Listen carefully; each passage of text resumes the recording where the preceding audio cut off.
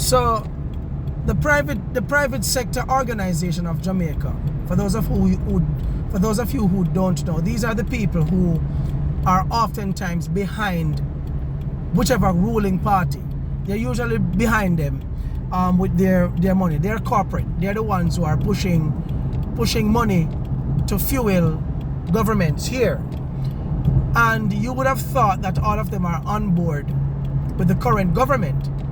But from the letter where them just put out, them and the Department of Commerce put together a letter and reached out to the Prime Minister of Jamaica, directed to the Prime Minister of Jamaica, to say we need, there are a few things that they listed that they need. They need for whatever is happening down there to be streamlined. Streamlined, meaning we need to see what go on in terms of the recovery effort, to pretty much get clarity on why is it a number of communities are yet to be touched in terms of get food, get supplies, or even be evacuated out. Why is it that they're after day nine after the hurricane, with the amount of groups, international groups that are here, persons are still marooned. Marooned mean persons are trapped inside the community and cannot get out. That's what that means. For you to have the private sector organization, I mean, I am even surprised that they wrote a letter, because I am not too much fond of most of them, because I think that a lot of them have fueled, meaning they have supported a lot of corruption in this country, because they know these corrupted individuals and they still put money behind them and support them. Nevertheless, we are having a disaster and we should have been in a position so prepared. It's not the entire island that is affected. We have 3 major parishes that are affected. We have St. James, we have St. Elizabeth, and we have Westmoreland that is badly damaged. Hanover also is badly damaged, and there are people in St. Anne. But in terms of the areas that are most devastated, we're talking about 2 of all the other parishes are even greater. St. Elizabeth, Westmoreland. America came here with their soldiers and them rescue people. Why didn't we deploy America and 5,000 of the JDF soldiers and stuff down at St. Elizabeth? And then when the El Salvador team came here, and the Venezuela team and all the other teams that are coming here to help, we now send them to Westmoreland, and then the rest of us could have been deployed. It's simple enough. These are persons who are here for recovery. But what the directive from the government, if I was the government, given the devastation, persons who are found, we simply evacuate. If flipping people them, I've been saying it from day one, evacuate the people them.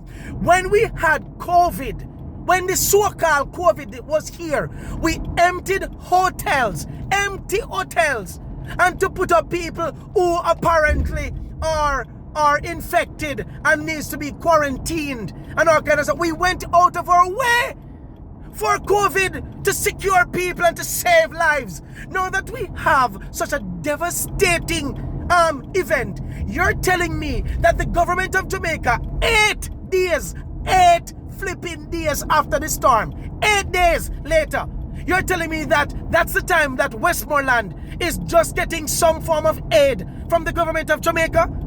When we have so much international partners who are so heavily invested in Jamaica?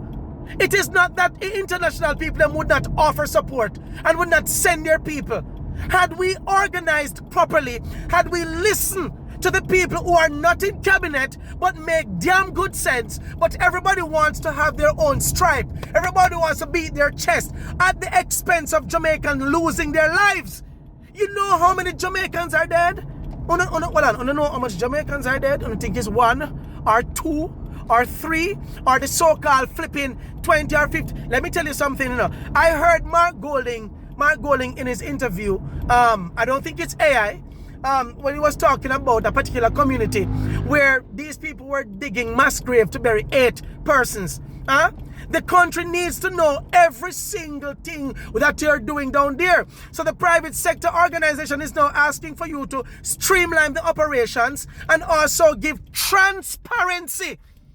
Transparency, something that we have always had an issue with. Babsy Granger time you're busy, did a boy have a planned concert. Concert? Why is it you never mobilize? Say, all right, in my constituency, I have organized for 500 Jamaican men in my constituency that is in Spanish Town that is not affected to go down there and provide power saws and stuff.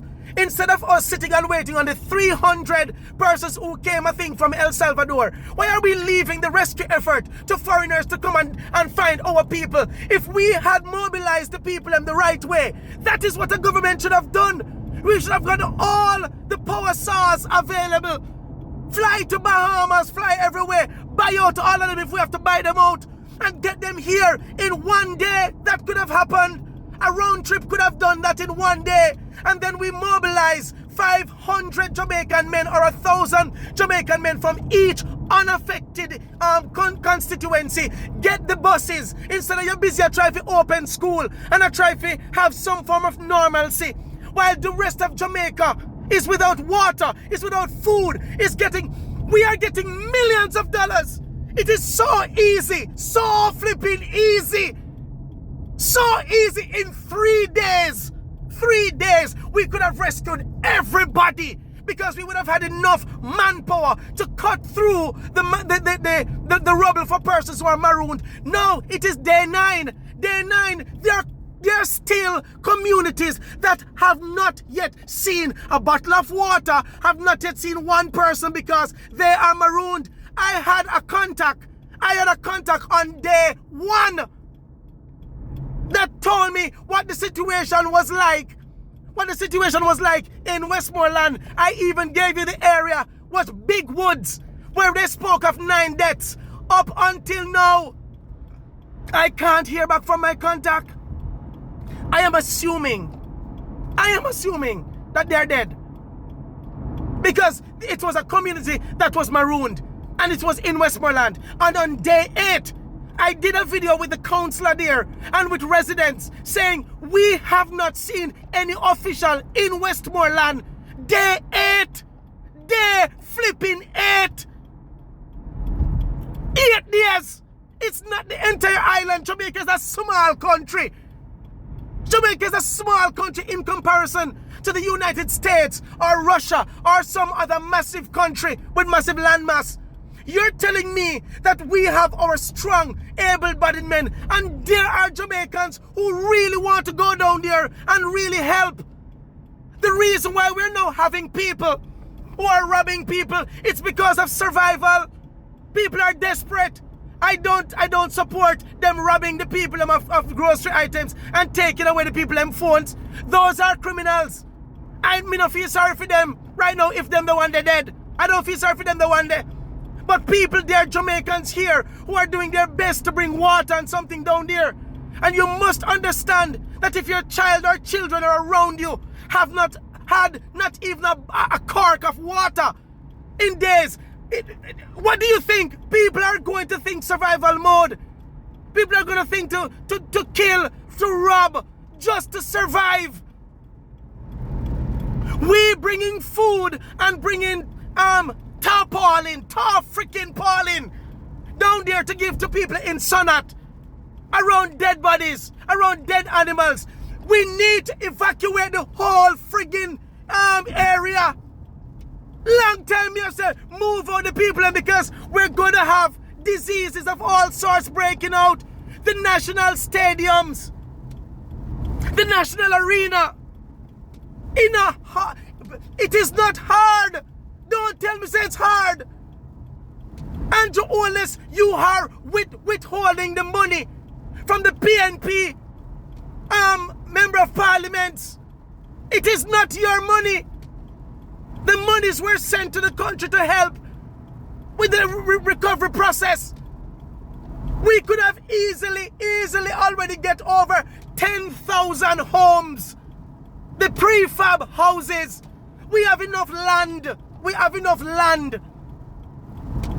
where we evacuate these people, set up these homes in one friggin' month, 1 month, we would have been able to relocate more than 30,000 Jamaicans.